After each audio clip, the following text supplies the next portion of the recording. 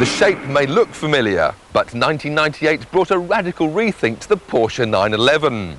At the front it took on the looks of the new Boxster.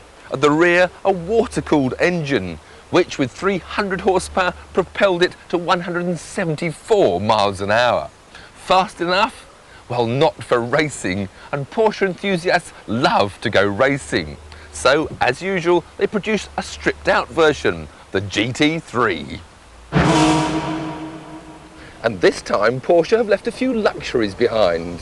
The GT3's got the same sexy dashboard as the basic Carrera. It's still got aircon, a radio, even a CD and electric windows. But the plush electric seats have been replaced by racy, body-hugging Recaros. And in the rear, they've gone completely. The differences on the outside are a bit more obvious. There's a stylishly sculptured rear wing, some snazzy side skirts, and a front spoiler that leaves the GT3 sitting just 3 inches off the ground.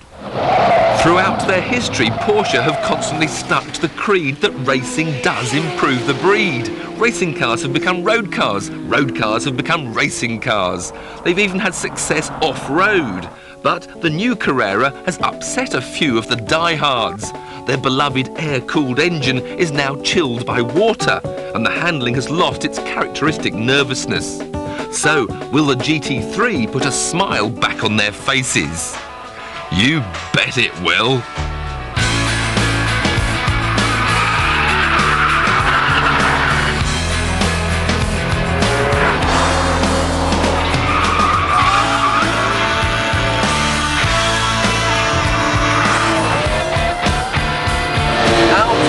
The standard Carrera's flat 6 3.4 litre engine, and in has come a race-bred, non-turbocharged version of the 3.6 litre unit that powered Porsche's GT1 car, and with lightweight titanium conrods, there's now 7,800 glorious revs on tap.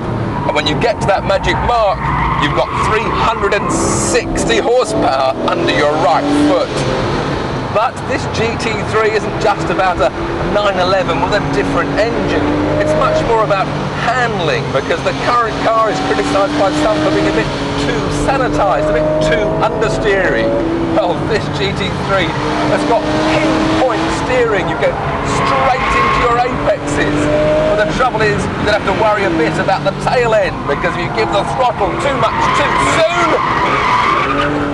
you get very sideways. Whilst this steering is incredibly responsive, it's perhaps a tad on the light side. It wants to be a bit heavier for track use.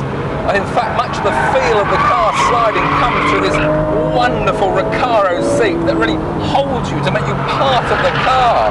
It's real, genuine seat of the pants driving. Oh!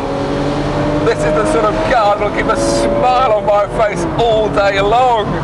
It is a bit too wild at the rear end, but part of the GT3 is the fact that it's got adjustable anti-roll bars and an adjustable rear spoiler.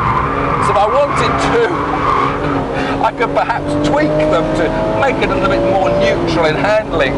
But hey, I'm not complaining. With a price tag of £75,000, just 40 of the 1,500 or so GT3s to be made will be right-hand drive. Any potential Carrera buyers who intend to take their car on track to have a bit of fun that can get their hands on this GT3 version will find they get an awful lot more fun for the extra 10 grand.